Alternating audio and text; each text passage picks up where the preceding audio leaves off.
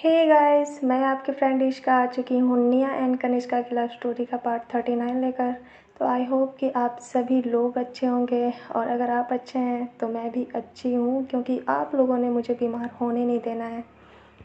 आप सभी लोगों को मेरी तरफ से बहुत बहुत बहुत बड़ा वाला थैंक यू गाइस, क्योंकि आपने जिस तरह से प्यार, सपोर्ट और अपना कंसर्न, अपनी केयर मेरे लिए दिखाया है वो वास्तव में काबिले तारीफ़ था। मेरे पास वर्ड नहीं है, मैं काफ़ी इमोशनल फ़ील कर रही थी कल।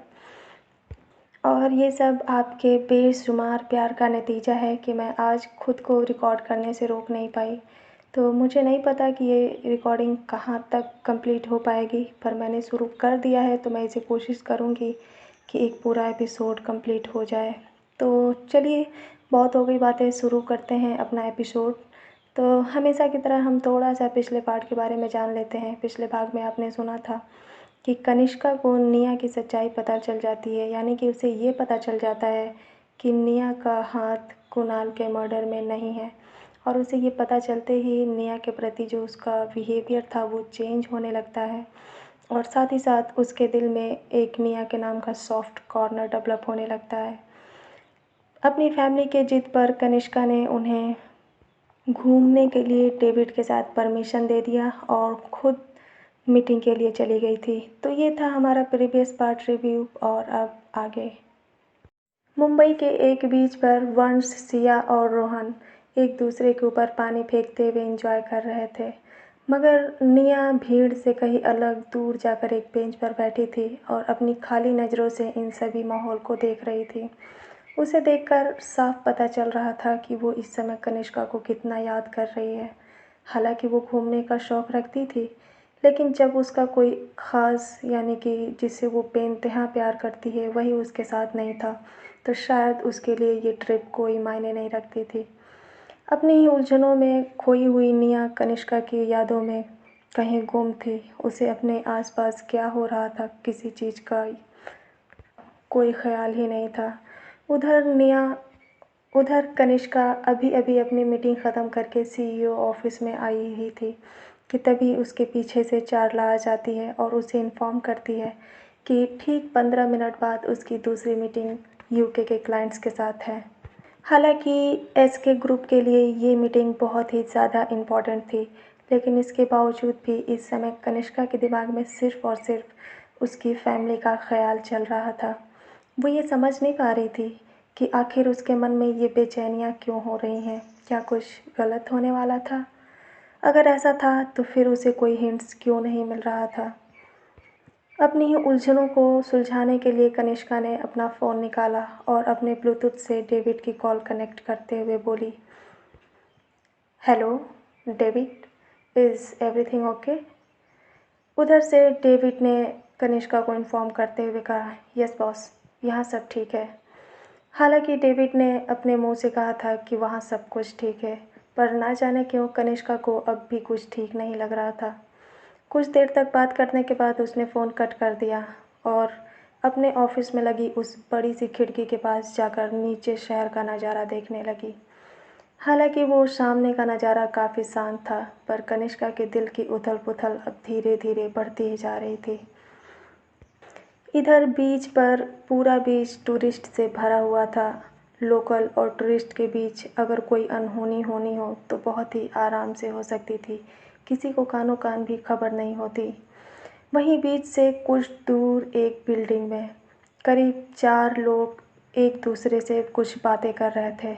उनके हाथ में गन थी, और वो कोई आम इंसान नहीं थे, बल्कि रॉय के द्वारा भेजे गए शार्प शूटर थे, जो इस समय कनिष्का की फैमिली पर अपनी नज़र गड़ाए हुए किसी चीज़ का इंतज़ार कर रहे थे। कनिष्का का शक बिल्कुल सही था। रॉय ने मौका पाते ही अपने आदमियों को उसकी फैमिली के पीछे लगा दिया था, और जब फाइनली उन्हें पता चल ही गया कि अब उनके पास अपने बदला लेने का बहुत ही अच्छा मौका है, तो वो उसे बिल्कुल नहीं खोना चाहते थे। सभी लोगों ने कुछ देर तक डिस्कस करने के बाद अपना अपना टारगेट फिक्स करना शुरू कर दिया। करीब 4 अलग अलग एंगल से उन लोगों ने 4 लोगों को निशाना बनाया, जिसमें निया, रोहन, वंश और सिया चारों लोग ही शामिल थे। अपनी ही दुनिया में कहीं खोए हुए इन चारों लोगों को इस बात का पता भी नहीं था कि कहीं दूर से उनकी मौत उनका इंतज़ार कर रही है। कुछ देर में उन लोगों ने अपना निशाना सेट कर लिया और अब उन्हें बस रॉय का ऑर्डर का इंतज़ार था। रॉय से कन्फर्म करने के लिए उन लोगों ने एक लास्ट कॉल उसे किया। उसकी हामी मिलते ही वो अपना काम कर देंगे। लेकिन रॉय को जब पता चला कि अब लगभग उसकी जीत होने वाली है, तो उसके दिमाग में एक आइडिया आया। वो कनिष्का को तड़पते हुए, परेशान होते हुए देखना चाहता था। तो उसने अपने एक आदमी से कनिष्का को कॉल करने के लिए कहा। रॉय का मकसद सिर्फ उसे तड़पता हुआ देखना ही नहीं, बल्कि एक साथ उसकी फैमिली के साथ साथ उसे भी ख़त्म करना था। उसे पता था कि जब कनिष्का को पता चलेगा कि उसकी फैमिली की जान खतरे में है, तो वो पागलों की तरह अकेले भाग कर आ जाएगी और यही मौका होगा जब वो उसकी फैमिली के साथ साथ उसे भी अकेला पाकर ख़त्म कर देगा। ये बहुत ही बेहतरीन आइडिया था।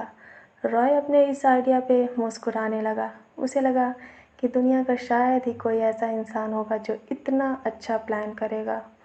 उसने बड़ी ही शैतानी मुस्कान के साथ अपने एक आदमी को फ़ोन किया और उसे ठीक वैसा ही करने को कहा जैसा उसने अभी-अभी सोचा था।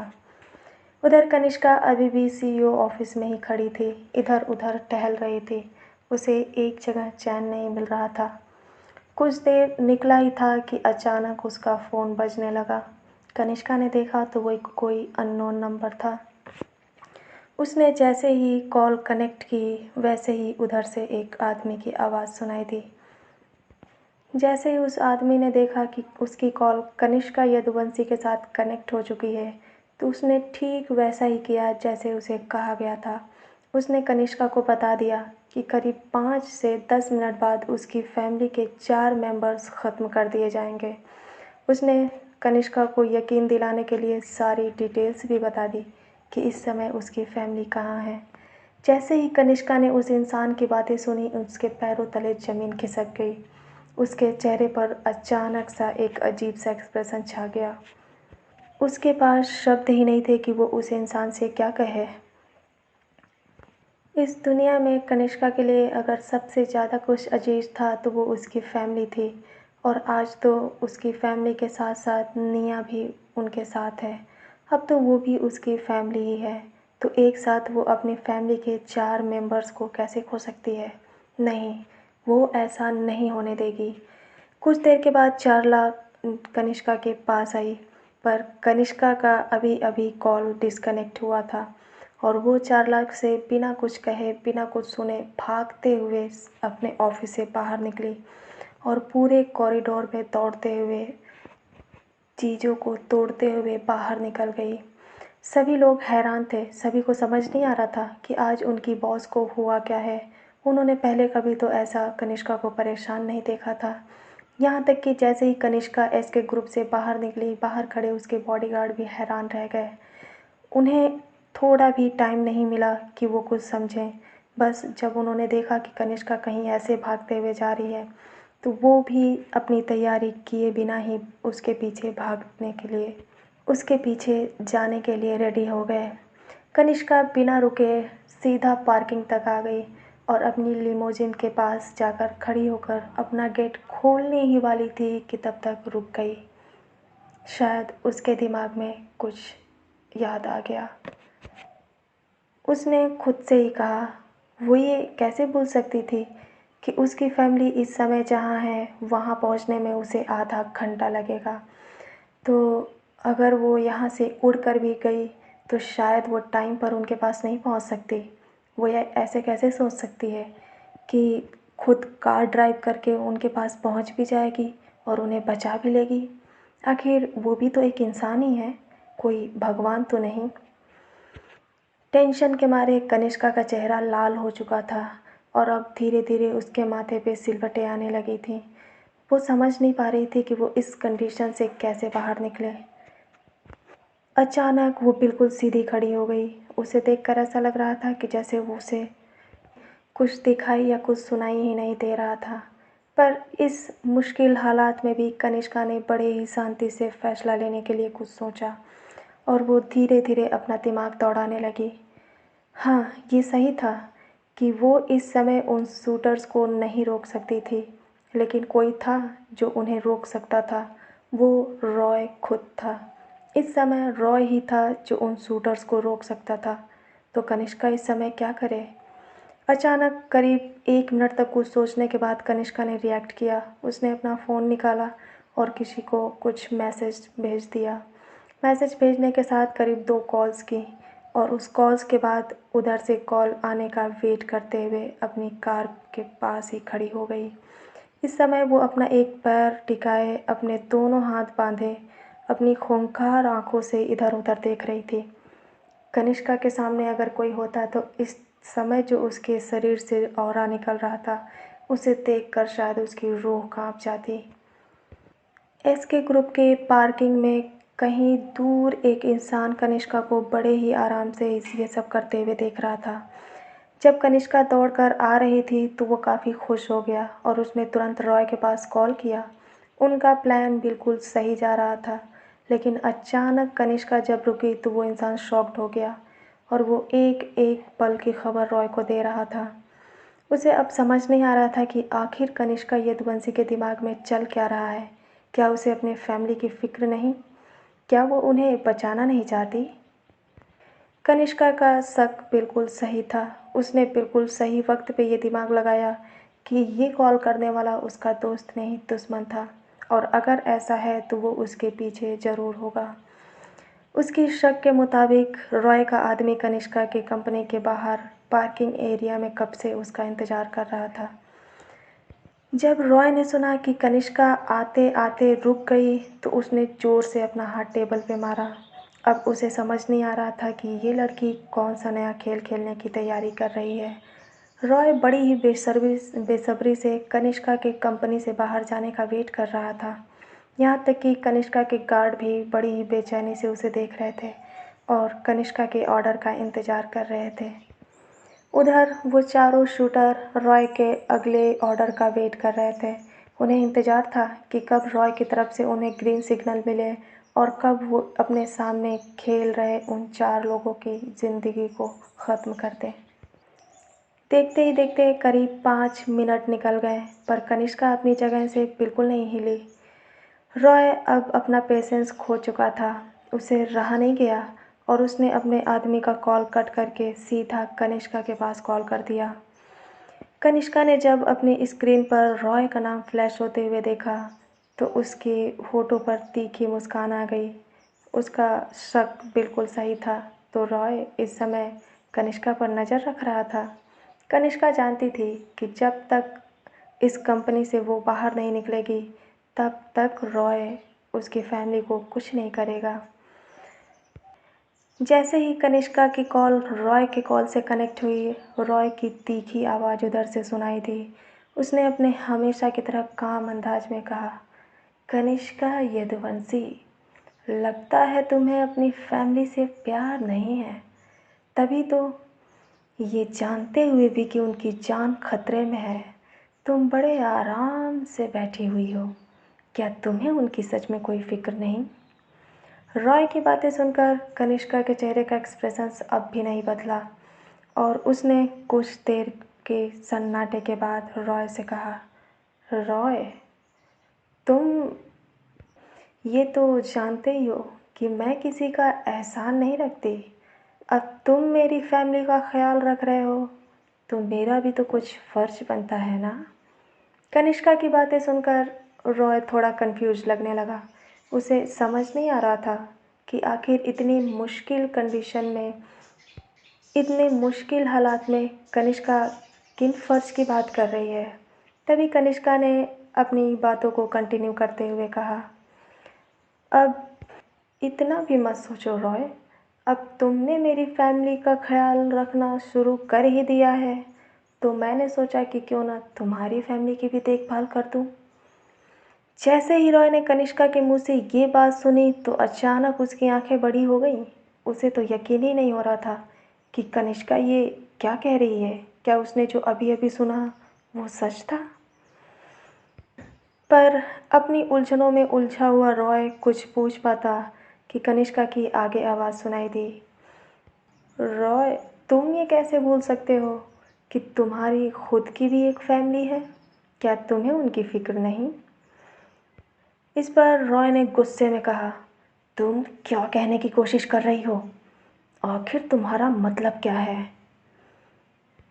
मुझे लगता है कि खुद की फैमिली बचाते बचाते तुम्हारा दिमाग ख़राब हो गया है, इसलिए कुछ भी बकवास करते जा रही हो। रॉय की ऐसी बातें सुनकर कनिष्का ने भी अपने तीखे अंदाज में कहा, क्या तुम्हें लगता है कि कनिष्का यदुवंशी बकवास कर सकती है? कनिष्का ने बड़े ही कम शब्दों में अपनी बात कही। रॉय को इतना इम्पेशेंट बिहेव करता देख कनिष्का समझ गई कि उसका प्लान काम कर रहा है। रॉय ने कनिष्का की कॉल कट नहीं की और ना ही उसने उसे मिसअंडरस्टैंड करने की कोशिश की। वो ये नहीं भूल सकता था कि कनिष्का वो इंसान है जिसने मुंबई में 3 साल बाद कदम रखते ही उसका करोड़ों का नुकसान करवा दिया था। हाँ, जब कनिष्का स्टार्टिंग में आई थी तो उसने रॉय के 2 सीक्रेट अड्डों पर पुलिस का छापा पड़वा दिया था, जिससे उसके करोड़ों के सामान जब्त कर लिए गए और उसी का बदला लेने के लिए रॉय ने आज ये कदम उठा दिया। रॉय ने जल्दी से अपना पर्सनल फ़ोन निकाला और उसने अपनी कॉल घर पे अपनी वाइफ को किया। जब उसकी वाइफ ने फ़ोन रिसीव किया तो वो काफ़ी नॉर्मल लग रही थी। उसे देखकर उसे सुनकर रॉय को ऐसा बिल्कुल नहीं लगा कि कुछ भी उसके घर पर गड़बड़ हो। अभी कुछ देर पहले जो रॉय के माथे पर सिलवटें थीं वो गायब हो गईं और रॉय काफ़ी रिलैक्स लगने लगा।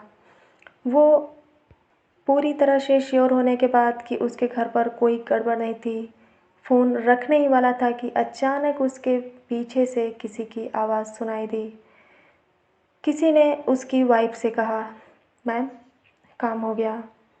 जैसे ही रॉय ने किसी आदमी की आवाज़ सुनी तो वो कंफ्यूज लगते हुए अपनी वाइफ से पूछने लगा कि वो इंसान कौन है। तभी उसकी वाइफ ने बताया, वो इलेक्ट्रिशियन है।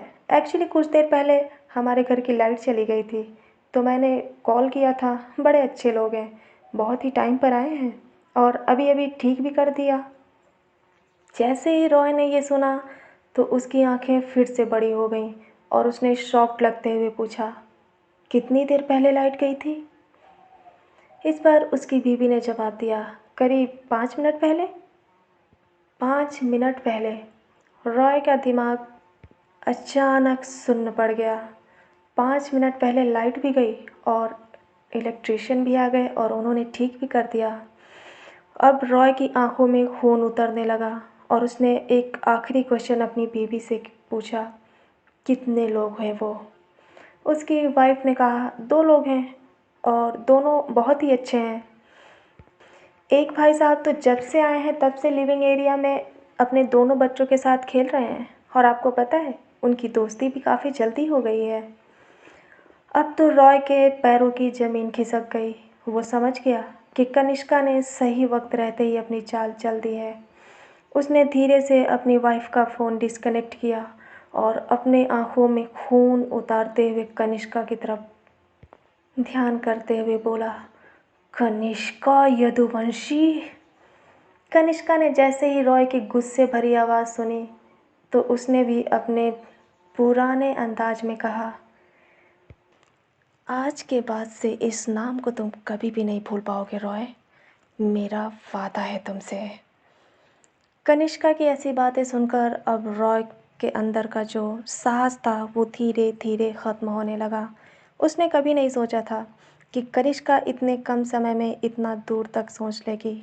उसे तो लगा था कि वो पागलों की तरह अकेले निकल आएगी और वो सही वक्त रहते ही उस पर अटैक कर देगा। इस तरह से उसने एक तीर से 2 निशाने लगाने के बारे में सोचा था, पर उसका एक छोटा सा गलत कदम उसकी फैमिली के लिए अब ख़तरा बन चुका था। अब उसके पास कोई भी रास्ता नहीं था। उसने जल्दी से अपने शूटर्स के पास कॉल किया और उन्हें पीछे हटने का ऑर्डर देते हुए कहा, जितनी जल्दी हो सके वहाँ से निकलो। ये सुनकर उसके शूटर कंफ्यूज हो गए। क्या उसके बॉस इतने दिनों से इस पल का इंतज़ार नहीं कर रहे थे? और जब वो फाइनली वक्त सामने आ चुका है तो अचानक सा वो उन्हें पीछे हटने के लिए क्यों कह रहे हैं? पर उनके पास ना ही इतने राइट्स थे और ना ही इतनी हिम्मत कि वो रॉय से कुछ भी बहस करें। उन्होंने वैसा ही किया और वो चुपचाप उस बीच से वापस आने लगे। पर उन्हें शायद पता नहीं था कि अब वापस जाने के लिए बहुत लेट हो चुका था। अब तक तो कनिष्का के न जाने कितने आदमी उस एरिया में उनकी तलाश करने पहुंच चुके थे। शायद ही कोई इंसान वहां से अब बचकर जा सकता था। इधर कनिष्का चुपचाप अपनी कार के पास खड़ी थी और वो रॉय के दोबारा कॉल का इंतज़ार कर रही थी। उसकी उम्मीद के मुताबिक ठीक 2 मिनट बाद रॉय की कॉल आ गई उसके पास और उसने अब लगभग गिड़गिड़ाते हुए कहा कि अब वो उसकी फैमिली को छोड़ दे। पर कनिष्का ने ऐसा बिल्कुल नहीं किया। उसने उससे सीधे तौर पे कह दिया, इतनी भी जल्दी क्या है रॉय? मेरी फैमिली को एंजॉय तो करने दो। जब शाम को वो घर पहुंच जाएंगे तब मैं तुम्हें एक गुड न्यूज़ ज़रूर दूंगी। कनिष्का की बातें सुनकर अब रॉय के चेहरे पर पसीना आने लगा। वो उसके इरादों को समझ नहीं पा रहा था कि आखिर अब कनिष्का क्या करना चाहती है। पर इस समय उसके पास कोई भी चारा नहीं था सिवाय बस शाम तक का इंतज़ार करने के। उसने अपने ज़्यादा से ज़्यादा आदमियों को हायर कर दिया और सभी को अपने घर पर जाने के लिए भेज दिया। पर वो जानता था कि वो 2 लोग कोई मामूली लोग नहीं होंगे। कनिष्का की यूनिट में काम करने वाला हर एक इंसान 10 लोगों के बराबर था, तो वो उन्हें बिल्कुल भी मामूली समझने की भूल नहीं कर सकता था। उसके आदमी घर के बाहर तो आ गए पर घर के अंदर जाने की किसी की हिम्मत नहीं थी। इधर अब कनिष्का के चेहरे पर जो थोड़ी देर पहले शांति और गुस्सा था वो गायब हो गया। उसकी जगह पर अब टेंशन आ गई। वो झट से कार के अंदर बैठी और कार के अंदर बैठते ही उसने एक लंबी सांस ली। ऐसा लग रहा था कि जैसे अभी अभी उसकी जान उसके हलक में आ गई थी। अगर आज उसने सही वक्त पे एक सही फैसला नहीं लिया होता तो न जाने उसकी फैमिली अब तक कहाँ होती। कनिष्का ने बिना किसी देरी के अपनी कार स्टार्ट की और खुद ड्राइव करते हुए उस बीच की तरफ निकल पड़ी। ये देखकर उसके बॉडीगार्ड भी उसके आगे पीछे उसके साथ चलने लगे। हालांकि रॉय ने ये कहा था कि उसने अपने आदमियों को पीछे हटा लिया है, लेकिन कनिष्का जब तक उन्हें खुद नहीं देख लेती उसके दिल को सुकून नहीं मिलने वाला था। वो जितना तेज़ ड्राइव कर सकती थी उसने किया और करीब 20 मिनट बाद वो उस बीच पर पहुंच गई। बीच पर पहुंचते ही उसने कार रोकी और बिना कुछ सोचे समझे कार से बाहर निकलकर भागते हुए बीच की तरफ गई। कनिष्का आगे आगे भाग रही थी। वो अभी भी अपने बिजनेस सूट में थी। उसने अपने आगे के 2 बटन्स खोल दिए थे। उसे देखकर ऐसा लग रहा था कि जैसे उसकी ज़िंदगी उससे दूर जा रही हो और वो उन्हें पकड़ने की कोशिश कर रही हो। उस बीच पर इतने सारे बॉडीगार्ड्स को एक लड़की के पीछे भागता हुआ देखकर काफ़ी लोग हैरान हो गए। उन्हें समझ आ गया कि यहाँ ज़रूर कुछ गड़बड़ होने वाली है या पहले से ही है। कनिष्का जितना तेज़ भाग सकती थी उतना तेज़ भागकर उस बीच के पास पहुंच गई और जैसे ही वहां पर पहुंची तो डेविड की नज़र कनिष्का पर पड़ी। कनिष्का के चेहरे पर जो परेशानी और चिंता थी उसे देखकर डेविड हैरान रह गया।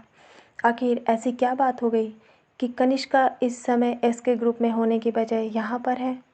उसे तो पता भी नहीं था कि कनिष्का ने कितनी बड़ी मुसीबत आने से टाल दिया था। वो जैसे ही डेविड के पास आई इधर उधर नज़रें दौड़ाकर अपनी फैमिली को देखने लगी।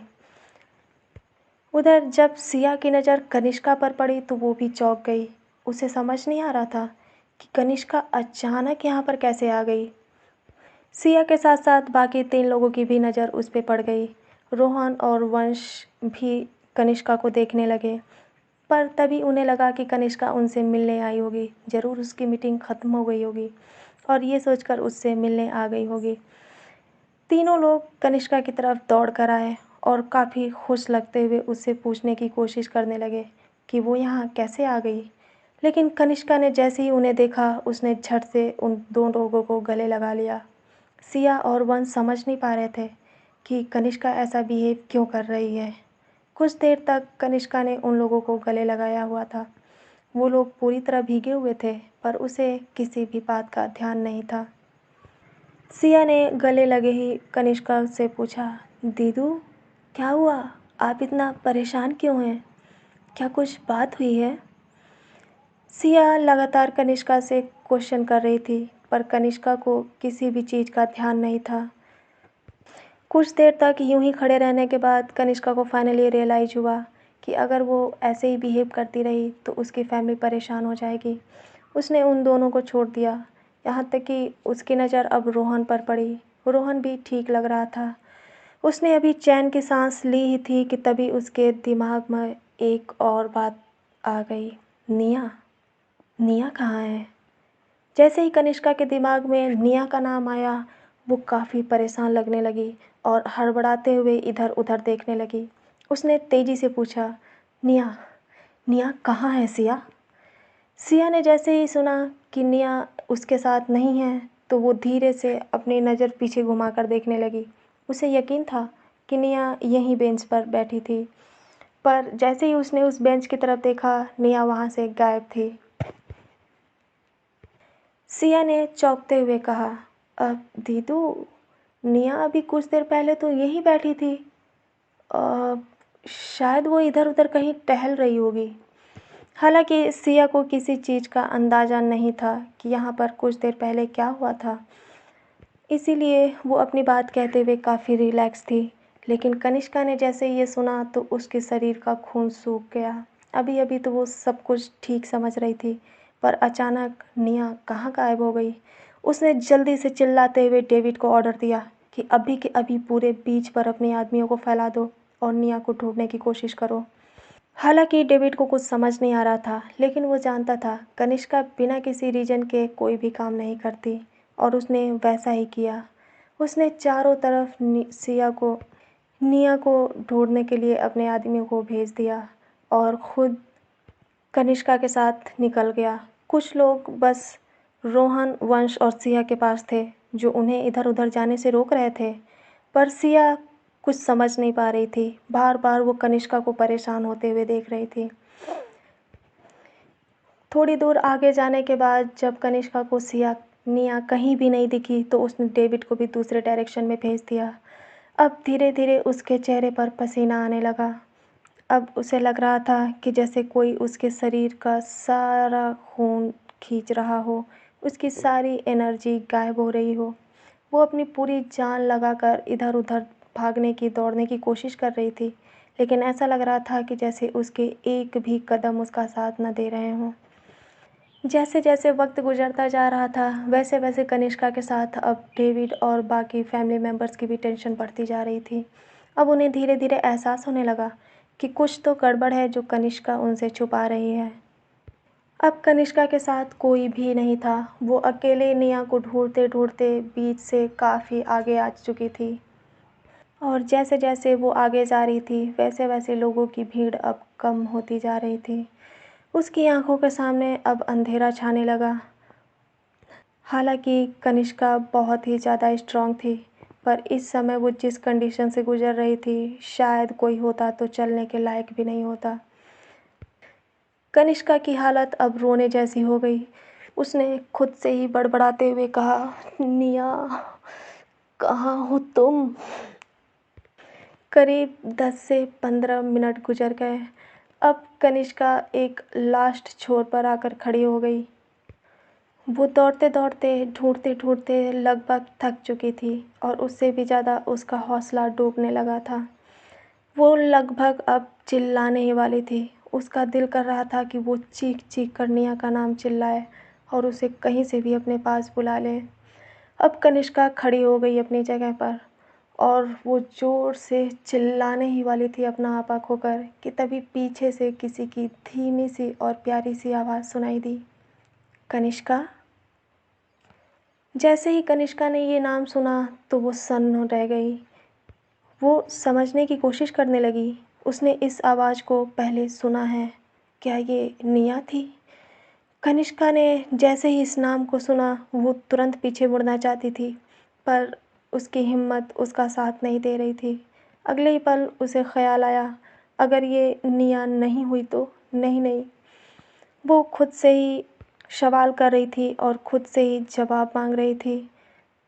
कुछ देर तक जब उसने कोई रिप्लाई नहीं किया तो वो आवाज़ फिर से सुनाई दी, कनिष्का, तुम यहाँ? अब कनिष्का को पूरी तरह से यकीन हो गया।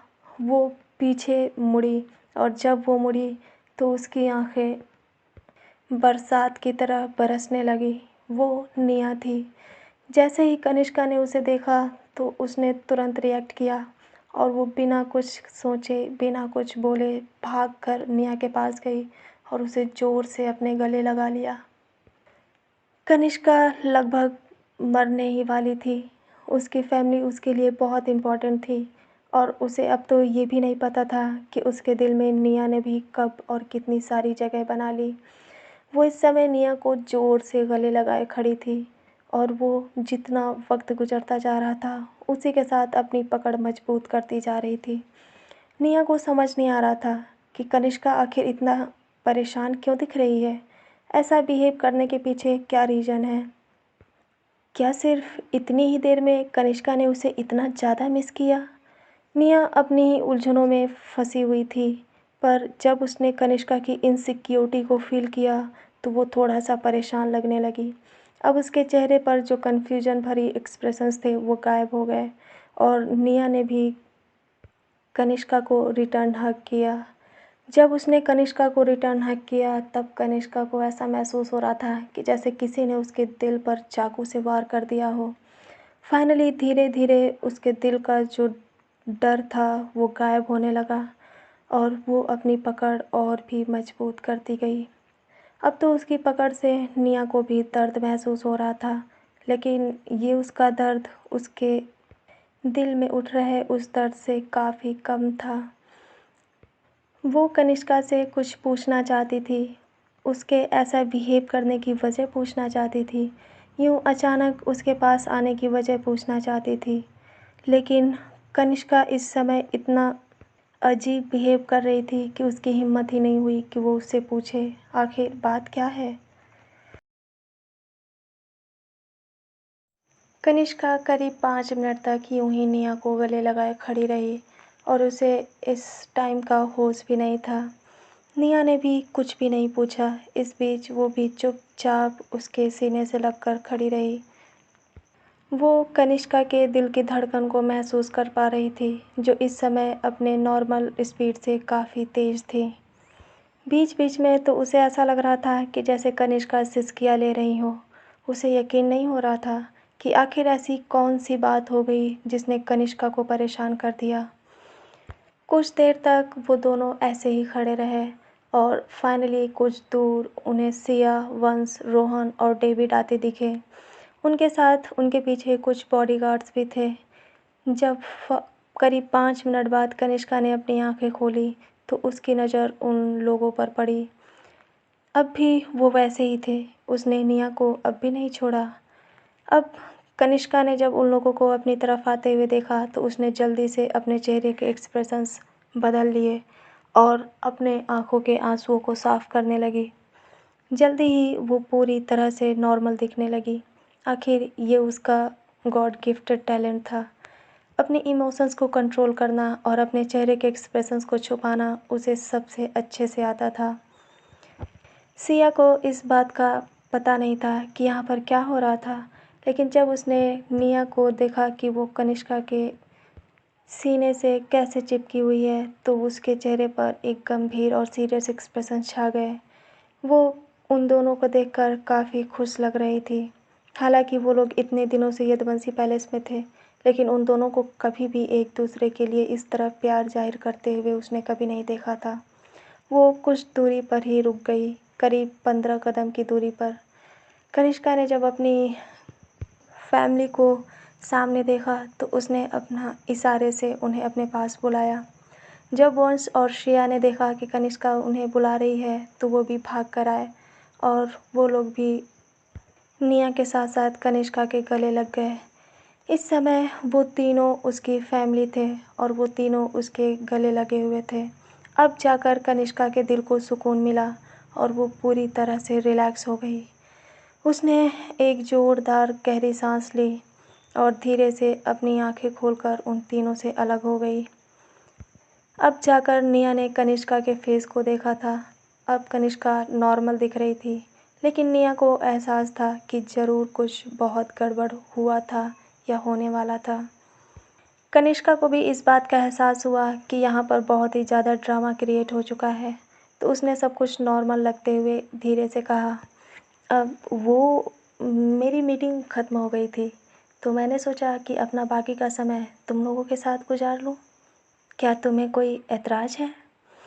जैसे ही कनिष्का ने अपनी बात ख़त्म की, सिया काफ़ी खुश लगने लगी और वंश भी उछलते हुए कनिष्का को देखने लगा। उसे काफ़ी खुशी हुई कि उसकी फेवरेट दीदू अब उसके साथ एंजॉय करेंगी। डेविड अब भी अपनी कन्फ्यूजन भरी नज़रों से कनिष्का को देख रहा था। कनिष्का ने धीरे से अपनी पलकें झपकाईं। वो समझ गया कि कनिष्का उसे थोड़ा सा टाइम चाहती है। उसने मुस्कुराते हुए उन तीनों लोगों को देखा, पर उसके चेहरे पर ये बनावटी मुस्कान थी। ये साफ पता चल रहा था। कुछ देर बाद फाइनली वो लोग उस पुरानी जगह पर आ गए और कनिष्का ने उन लोगों को एंजॉय करने के लिए कहा। हालांकि निया इस समय बहुत खुश थी, कनिष्का उसके साथ थी और शायद वो करीब 50% उसकी बातों में भी आ गई। उसने सोचा कि शायद कनिष्का उसे सच में मिस कर रही थी, इसीलिए वो अपना काम ख़त्म करने के बाद उनके पास आ गई। सभी लोग फिर से एंजॉय करने लगे। निया भी अब उनके साथ बाहर बीच पर खेल रही थी। कनिष्का उन चारों को बड़ी प्यार भरी नज़रों से देख रही थी। कुछ देर तक देखने के बाद वो लोग आपस में जब पूरी तरह से खो गए, तो कनिष्का ने अपनी नज़रें हटाई और फाइनली डेविड की तरफ घुमाया। जैसे ही उसने डेविड की तरफ अपनी नज़रें घुमाई, उसकी आंखों में एक ख़तरनाक एक्सप्रेशन छा गया और उसने सिर्फ एक शब्द कहा, रॉय। डेविड ने जैसे ही सुना तो वो समझ गया कि ज़रूर आज कुछ रॉय ने गड़बड़ किया था, जिसकी वजह से उसकी बॉस इतनी इम्पोर्टेंट मीटिंग छोड़कर यहाँ पर आ गई हैं। कुछ देर की शांति के बाद कनिष्का ने फिर से कुछ सोचते हुए डेविड से कहा, और इस बार उसने जो कहा वो काफ़ी मीनिंगफुल और मिस्टीरियस था। उसने सिर्फ कुछ शब्द कहे, रॉय इंडिया में रहकर थक चुका है, जाओ उसे बाहर भेजने की तैयारी करो। कनिष्का की बातें सुनकर डेविड ने अपना सर हिला दिया और वो थोड़ी दूर जाकर कुछ लोगों से बात करने लगा। कनिष्का ने अपना काम शुरू कर दिया। सिर्फ कोई उसकी फैमिली की तरफ गलत नज़रों से देख ले तो वो उसे छोड़ती नहीं थी, पर आज तो रॉय ने उसकी सारी लिमिट क्रॉस कर दी। भला कनिष्का उसे कैसे छोड़ सकती थी। देखते ही देखते करीब 1 घंटे निकल गए और 1 घंटे बाद फाइनली वो चारों लोग कनिष्का के पास आ गए। अब वो लोग यहाँ से थक चुके थे और उनका प्लान कहीं और जाने का था। सभी लोग एक्साइटेड होकर अपनी अपनी जगह बता रहे थे, तो कनिष्का ने डिसाइड किया कि वो सबसे पहले वंश की फेवरेट जगह पर जाएगी। धीरे धीरे वक्त गुजरता गया और करीब शाम के 3 बज गए। इस बीच कनिष्का सिया और वंश की हर उस फेवरेट जगह पर ले गई, यहाँ तक कि वो रोहन की भी बताई गई एक जगह पर गए थे। पर निया ने अपनी तरफ से कोई डिमांड नहीं की। वो तो बस इसी बात से खुश थी कि कनिष्का उसके साथ है। कनिष्का इस समय सिर्फ और सिर्फ अपनी फैमिली के परमानेंट सिक्योरिटी के बारे में सोच रही थी। उसने अपना काम भी शुरू कर दिया था और अब वो धीरे धीरे रिलैक्स होने लगी। डेविड ने सारी जिम्मेदारी संभाल ली और कनिष्का पूरी तरह से अपनी फैमिली के साथ घुल मिल गई। जब वो रिलैक्स हो गई तब फाइनली उसकी नज़र निया पर पड़ी, जो इस समय बीच बीच में उसे ही देख रही थी। निया ने जैसे ही देखा कि कनिष्का उसकी तरफ देख रही है तो उसने अपना सर झुका लिया। आखिर उसके अंदर इतनी हिम्मत कहाँ थी कि वो कुछ देर तक कनिष्का से अपनी नज़रें मिला सके। काफ़ी देर तक घूमने के बाद सिया ने फाइनली एक लास्ट विश रखी कि वो शॉपिंग करना चाहती है। कनिष्का ने तुरंत हामी भर दी। अब चूँकि वो अपना दिन ख़राब कर ही चुकी थी, तो ये आज पूरा समय वो अपनी फैमिली के साथ स्पेंड करना चाहती थी और वो उन तीनों को लेकर सीधा शॉपिंग मॉल पहुंच गई, मुंबई के सबसे बड़े जाने माने शॉपिंग मॉल में। जैसे ही कनिष्का अपने गार्ड्स के साथ वहां पर पहुंची तो वहां के मैनेजर ने अपने सभी स्टाफ को अलर्ट कर दिया। आखिर कनिष्का को कौन नहीं जानता था, मुंबई के जाने माने लोगों में से एक। वो मॉल काफ़ी एक्सपेंसिव था, इसीलिए वहाँ पर भीड़ भी बहुत कम रहती थी। पर कनिष्का नहीं चाहती थी कि उसके यहाँ आने से कोई भी डिस्टरबेंस हो, तो उसने अपने सभी गार्ड्स को मॉल के एंट्रेंस पर ही खड़ा कर दिया और अपनी फैमिली के साथ अंदर चली गई। मैनेजर खुद उसे अटेंड करने के लिए आया, पर उसने उसे भी मना कर दिया। कनिष्का को कभी भी दिखावा पसंद नहीं था। वो तो आज उसकी फैमिली की सेफ्टी की अगर बात न होती तो शायद वो अपने साथ इतने सारे गार्ड्स लेकर ना आती। मॉल के अंदर आते ही सबके चेहरे खिल गए, यहाँ तक कि निया भी अपनी चमकती हुई आंखों से चारों तरफ देखने लगी। कनिष्का ने जब सबके चेहरे पर मुस्कुराहट देखी तो वो काफ़ी रिलैक्स और खुश लगने लगी। उसे कुछ भी नहीं लेना था, वो तो बस अपनी फैमिली को उनकी डिमांड के अनुसार सब कुछ दिलाना चाहती थी। कुछ दूर ही डेविड मॉल के मैनेजर के साथ कुछ बातें कर रहा था और करीब जेंट्स सेक्शन से थोड़ी पहले निया लेडीज सेक्शन में कुछ कपड़े देख रही थी। हालांकि कनिष्का को पहले ही रेस्टिंग एरिया में बैठने का ऑफ़र कर दिया गया था, लेकिन वो वहाँ बिल्कुल नहीं बैठी। इसके बजाय वो सबको शॉपिंग करते हुए देखने लगी और चुपचाप एक कॉर्नर से दीवार से अपना पैर टिकाए खड़ी हो गई। कुछ देर तक अपने फ़ोन में कुछ करने के बाद कनिष्का ने अपनी नज़रें उठाईं तो उसकी नज़र सीधा अपने सामने शॉपिंग कर रही निया पर पड़ी। निया इस समय लेडीज़ सेक्शन में कुछ कपड़े ट्राई कर रही थी। सिर्फ कनिष्का निया को अपने ऊपर ड्रेस बार बार चेक करते हुए बड़े ध्यान से देख रही थी। निया इस समय पूरी तरह खोई थी। उसे तो इस बात का भी ध्यान नहीं था कि वो जिस तरह से अलग अलग एंगल से अपने ड्रेस को ट्राई कर रही है, कनिष्का उसे देख रही है। कुछ देर के बाद जब निया की नज़र फाइनली कनिष्का पर गई तो वो थोड़ी सीधी हो गई। उसे थोड़ा अजीब लगने लगा क्योंकि उससे पहले वो बड़ी अजीबोगरीब हरकतें करके अपनी ड्रेस ट्राई कर रही थी। पर इससे पहले कि वो कनिष्का से अपनी नज़रें हटा पाती, अचानक कनिष्का ने कुछ इशारा किया। उसने अपना हल्का सा मुंह बनाते हुए सर को ना में हिलाया। निया कंफ्यूज हो गई। कनिष्का उससे क्या कहने की कोशिश कर रही थी। पहले तो वो कुछ देर यही नहीं समझ पाई कि कनिष्का उससे बात कर रही है या फिर किसी और से। उसने एक बार पीछे देखा और जब उसे पीछे कोई नहीं दिखा तो वो समझ गई कि कनिष्का उसी से बात कर रही है। कनिष्का ने जब देखा कि निया को इस बात का यकीन नहीं है कि वो उसी से बात कर रही है तो उसने अपना हाथ उठाया और उंगली से उसकी तरफ इशारा किया।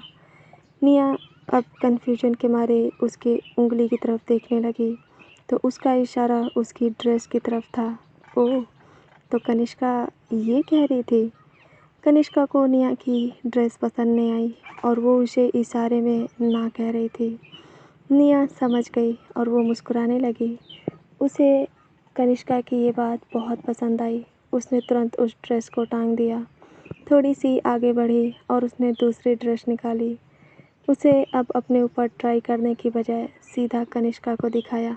उन दोनों की बातें सिर्फ इशारों में हो रही थी, इसीलिए उन पर किसी का भी ध्यान नहीं था।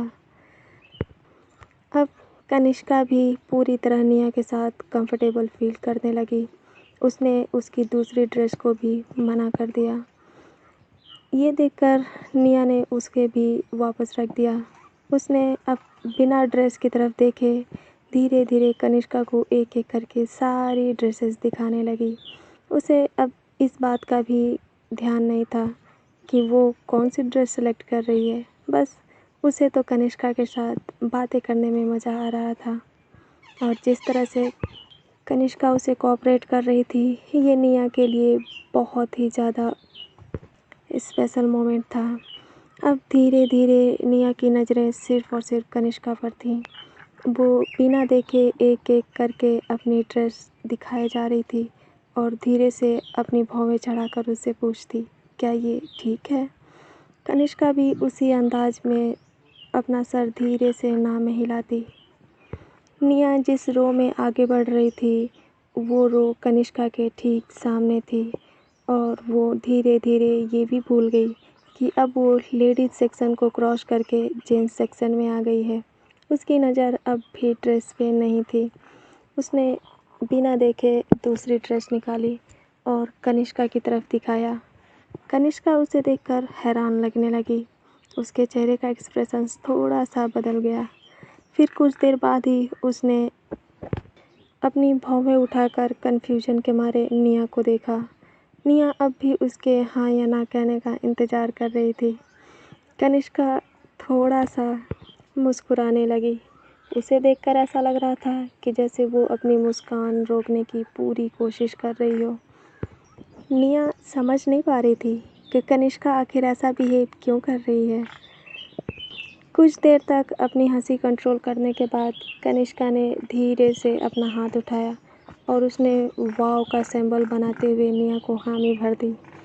निया अचानक खुश हो गई। जहाँ एक तरफ निया मन ही मन खुश हो रही थी, वहीं दूसरी तरफ कनिष्का अब भी अपनी हंसी रोकने की कोशिश कर रही थी, जिसे देखकर निया अब थोड़ी सी कंफ्यूज लगने लगी। वो ये समझने की कोशिश करने लगी कि अगर कनिष्का ने उसे अप्रूवल दे दिया है, तो आखिर वो ऐसा अजीब बिहेव क्यों कर रही है।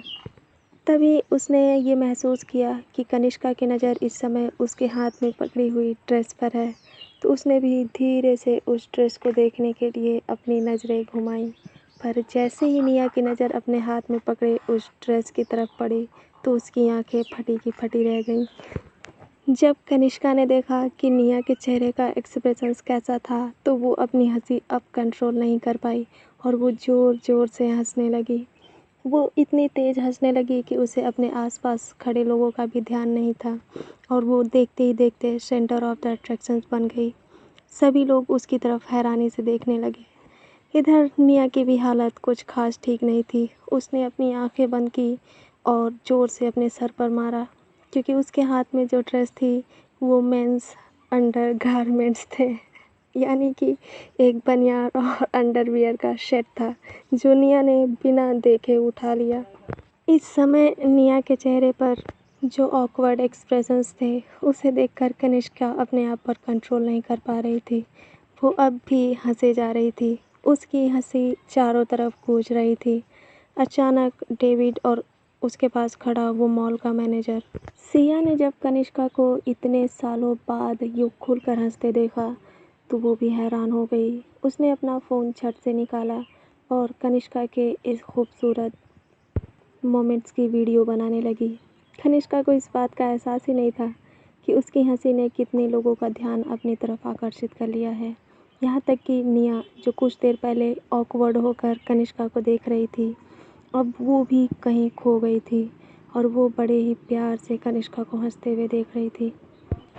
कनिष्का की हंसी इतनी प्यारी थी, ऐसा लग रहा था कि जैसे गर्मियों के मौसम में घनघोर काले बादल छाए हों और ठंडी हवाएं बहुत तेज़ी से चल रही हों। हज़ारों चिड़िया, हज़ारों पक्षी आसमान में चीं-चीं करके अपनी खुशी ज़ाहिर कर रहे हों और चारों तरफ खुशनुमा माहौल हो। बाकी लोगों के साथ-साथ निया की भी नज़र कनिष्का पर ही टिकी हुई थी। जब उसने इस तरह से कनिष्का को हंसते हुए देखा, तो वो कहीं खो सी गई और उसने उस कपड़े की तरफ बड़े ध्यान से देखा, जैसे वो कोई कपड़ा नहीं, कोई अनमोल खजाना हो, जिसकी वजह से अनगिनत खुशियाँ निया और कनिष्का के हिस्से में आ मिली हों। निया ने अपना एक हाथ स्टैंड से लगा लिया और बड़े ही प्यार से कनिष्का की तरफ देखते हुए अपने मन ही मन कहने लगी, हाय मेरी जान, तुम हंसते हुए कितनी क्यूट लगती हो। तुम्हें पता है, अगर मेरे ऐसे स्टूपिड हरकतें करने से तुम्हें खुशी मिलती है, तो मैं अपनी पूरी ज़िंदगी ऐसी बेवकूफ़ियाँ करने के लिए तैयार हूँ। बस तुम हमेशा हंसती रहो। कुछ अगल-बगल जो कस्टमर थे, वो भी कनिष्का को हंसते हुए बड़े ध्यान से देख रहे थे। थोड़ा समय निकल जाने के बाद जब कनिष्का को रियलाइज़ हुआ कि काफ़ी नज़रें उस पर पड़ रही हैं, तो वो सीधी खड़ी हो गई और अपनी नज़रें इधर-उधर चुराने लगी। आखिर वो भी एक लड़की ही थी और उसके भी अंदर कुछ फीलिंग्स थी। कनिष्का अब थोड़ा सा ऑकवर्ड महसूस करने लगी और उसने सबसे सॉरी कहते हुए अपना हाथ अपनी गर्दन पर घुमाने लगी।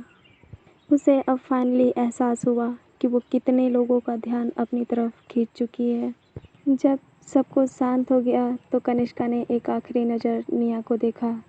निया के हाथ में अब भी वो ड्रेस थी। जैसे ही उसने कनिष्का की नज़र को फिर से अपने ऊपर नोटिस किया, उसने झट से उस ड्रेस को टांग दिया और एक कदम पीछे हट गई। उसने अपने अगल बगल देखा तो उसको रियलाइज़ हुआ कि वो जेंट्स सेक्शन में क्या कर रही है। उधर सिया ने कनिष्का की इस हंसी को रिकॉर्ड कर लिया। बड़ी ही क्विकली रिएक्ट करते हुए उसने इस रिकॉर्डिंग को अपने फैमिली ग्रुप में व्हाट्सएप कर दिया। कुछ ही सेकंड्स के अंदर कनिष्का की ये हंसी वाली वीडियो पूरे यदुवंशी फैमिली में पहुंच गई। यहाँ तक कि कनिष्का के डैड, कनिष्का की मॉम और कनिष्का के अंकल के पास भी ये वीडियो पहुंच गई। जैसे ही कनिष्का की मॉम ने कनिष्का को ऐसे हंसते हुए देखा तो उनकी आंखों से आंसू छलक आए। उन्हें तो याद ही नहीं था कि कुणाल के जाने के बाद कनिष्का ने कब इतना खुलकर हंसा था। वो मन ही मन निया को उसकी लाइफ में आने के लिए थैंक्स कहने लगी, क्योंकि उन्हें ऐसा लग रहा था कि ज़रूर इस हंसी के पीछे निया ही होगी। जब से निया कनिष्का की लाइफ में आई थी, धीरे धीरे उन्हें अपनी बेटी के अंदर कुछ चेंजेस नज़र आने लगे थे। एक आम इंसान के लिए हंसना बहुत ही आम और नॉर्मल चीज़ें होती हैं, लेकिन कनिष्का की फैमिली के लिए शायद ये बहुत बड़ी बात थी। यहाँ तक कि छोटा सा वंश जो अभी सिर्फ़ और सिर्फ 8 साल का ही था, वो भी इस नज़ारे को देखकर काफ़ी शॉक्ड था, क्योंकि उसने भी अपने प्यारी कनिष्का दीदी को कभी ऐसे हंसते हुए नहीं देखा था। देखते ही देखते काफ़ी रात हो गई और धीरे धीरे सबकी शॉपिंग के साथ साथ बाकी चीज़ें भी पूरी हो गई। पूरा दिन तक अपने ऑफिस के ड्रेस में ही कनिष्का सबको घुमाती रही। उसने अपना कोट उतार कर डेविड को दे दिया था। करीब रात के 7 बजे वंश ने कनिष्का से कार्टून मूवी देखने की जिद की, पर कनिष्का ने उसे मना बिल्कुल नहीं किया। वो उन सभी को लेकर एक थिएटर में पहुंच गई। करीब आधे घंटे की मूवी चली ही होगी कि वंश धीरे धीरे सोने लगा और 8 बजते बजते वो अपनी सीट पर सो गया। ये देखकर अब कनिष्का धीरे से अपनी जगह पर उठी और उसने सभी को जाने का इशारा किया, क्योंकि कार्टून मूवी देखना सिर्फ वंश की चॉइस थी। बाकी बड़े लोगों के लिए इसमें कोई इंटरेस्ट नहीं था। पूरा दिन तक काफ़ी जगहों के पर घूमने के बाद कनिष्का और बाकी लोग भी थक चुके थे और धीरे से अब वो लोग अपने घर के लिए निकल गए। वंश अभी भी सो रहा था। वो सिया के पास था। निया कनिष्का के बगल में बैठी हुई थी। आते वक्त वो लोग अपने स्पोर्ट कार में आए थे, लेकिन जाते वक्त वो निया कनिष्का की लिमोजिन में जा रहे थे। पूरा दिन उछल कूद करने के बाद सबकी एनर्जी डाउन हो चुकी थी। यहाँ तक कि सिया भी अब धीरे धीरे वंश की तरफ झुककर सो रही थी। निया भी उबाशी ले रही थी। सिर्फ कनिष्का इकलौती थी जो चुपचाप बिना किसी एक्सप्रेशंस के बैठी हुई थी। धीरे धीरे गाड़ी आगे बढ़ती गई और निया अपनी आंखें झपकाने लगी। जब कनिष्का को महसूस हुआ कि निया भी अब सो रही है, तो उसने उसे धीरे से अपने कंधे पर टिका लिया। करीब 45 मिनट बाद उनकी कार फाइनली यदुवंशी पैलेस के सामने पहुंच गई और जैसे ही कार रुकी, सबकी आंखें खुल गईं। सिया और निया पूरी तरह से जग गईं। उन्हें एहसास हो गया कि शायद वो अपने मंजिल तक पहुंच चुके हैं, पर वंश अब भी सो रहा था। सिया उसे जगाने ही वाली थी कि कनिष्का ने उसे इशारे में मना कर दिया। वो धीरे से अपनी जगह पर उठी और दोनों लोगों को उतरने का इशारा करते हुए वंश को अपनी गोद में उठा लिया। उन सभी को घूमते फिरते खाते पीते करीब रात के 9:30 बज गए और अब वो जाकर अपने घर पहुँचे। जैसे ही सभी लोग लिविंग एरिया में पहुँचे तो वहाँ मिसेस यदुवंशी और कनिष्का की आंटी उन सब का इंतज़ार कर रही थी। वो शाम को ही बाहर से लौट आई थी।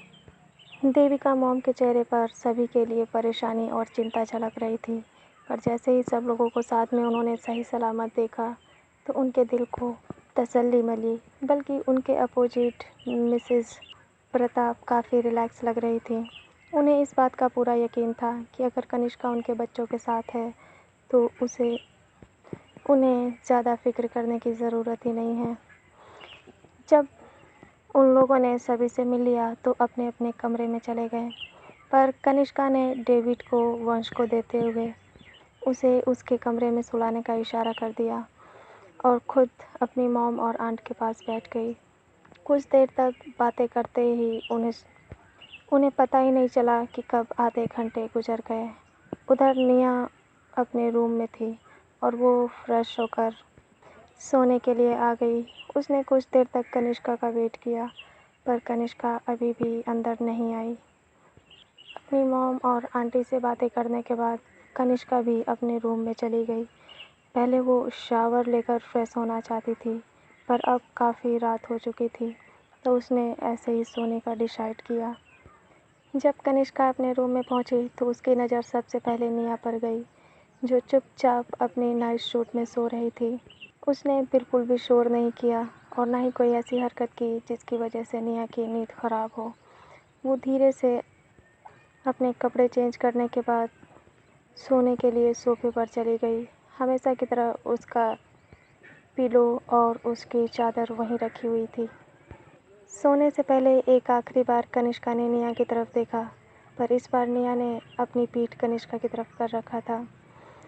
पहले तो वो थोड़ा सा उदास हुई, लेकिन फिर एक गहरी सांस लेकर सोने आ गई। करीब 15 मिनट बाद लगभग कनिष्का की धीरे धीरे आंख लगने लगी। तभी निया ने धीरे से अपना चादर अपने मुंह से हटाया और अपनी नज़रें घुमाकर कनिष्का को देखा। कनिष्का की पीठ निया की तरफ थी और उसका भी फेस सोफे की तरफ था। निया को इस बात का एहसास हो गया कि कनिष्का सो चुकी है। वो धीरे से अपनी चादर हटाकर दबे पांव कनिष्का के पास आई। उसने बिल्कुल शोर होने नहीं दिया। जब कुछ देर तक खड़े होने के बाद उसको इस बात का एहसास हुआ कि कनिष्का सच में सो गई है, तो उसने एक जीत भरी मुस्कान अपने होठों पर लाकर मन ही मन कहने लगी, ग्रेट निया, तुझे भी इसी बात का इंतज़ार था। बड़ी सावधानी के साथ धीरे धीरे निया आगे बढ़ी और बिना किसी शोर शराबे के कनिष्का के बगल में जाकर लेट गई। कनिष्का के बगल में लेटते हुए उसने इस बात का पूरा ध्यान रखा कि इस बीच कनिष्का की आंख न खुले। उनके बीच करीब 6 इंच का फासला था, क्योंकि वो सोफ़ा था, कोई बेड नहीं जिस पे ज़्यादा स्पेस हो। जब निया पूरी तरह से कनिष्का के साथ सोने के लिए तैयार हो गई तो फाइनली उसके चेहरे पर एक जीत की खुशी दिख रही थी। उसे लग रहा था कि उसने बड़ी ही सावधानी से अपने काम को अंजाम दे दिया हो और किसी को कानो कान खबर भी नहीं हुई। करीब 5 मिनट तक निया चुपचाप ऐसे ही सोती रही, पर 5 मिनट बाद अचानक उसे कोई हलचल महसूस हुई। उसे लगा जैसे कनिष्का ने करवट बदली हो। निया बिल्कुल सीधी अलर्ट मोड में आ गई। कनिष्का की इस हरकत से जब निया को ये महसूस हुआ कि शायद कनिष्का जग सकती है, तो वो धीरे से वहाँ से भागने के लिए तैयारी करने लगी। वो कनिष्का का गुस्सा बिल्कुल बर्दाश्त करने के मूड में नहीं थी, पर जैसे ही वो सोफे से उठने के लिए रेडी होने लगी, तभी अचानक से उसके कमर में कुछ महसूस हुआ। कनिष्का ने निया की कमर में हाथ डाल दिया और उसे ज़ोर से अपनी तरफ खींच लिया। ये सब इतनी तेज़ी से हुआ कि निया को कुछ समझ ही नहीं आया। जैसे ही निया ने कुछ देर बाद ये समझा कि कनिष्का का हाथ कहाँ पर है, तो उसकी आंखें बड़ी की बड़ी हो गईं और उसकी सांस अंदर की अंदर और बाहर की बाहर ही अटक गई। निया को देखकर ऐसा लग रहा था कि जैसे वो बर्फ़ सी जम गई हो और अब उसकी सांसें धीरे धीरे तेज़ होने लगीं। वो ये समझने की कोशिश कर रही थी कि कनिष्का नींद में है या जग रही है, पर अभी उसके साथ जो हो रहा था ये तो कम था। अगले ही पल धीरे से कनिष्का उसके और करीब आ गई और उसने अपने होठों को निया के कानों के पास ले जाकर कहा, निया, ब्रीथ। कनिष्का की ये ठंडी सी आवाज़ सुनकर निया के दिल की धड़कन एकदम 100 के ऊपर चली गई। कनिष्का के कहने के बाद ही निया को भी इस बात का एहसास हुआ कि जब से कनिष्का ने उसके कमर में अपना हाथ डाला है, तब से वो सांस लेना ही भूल गई है।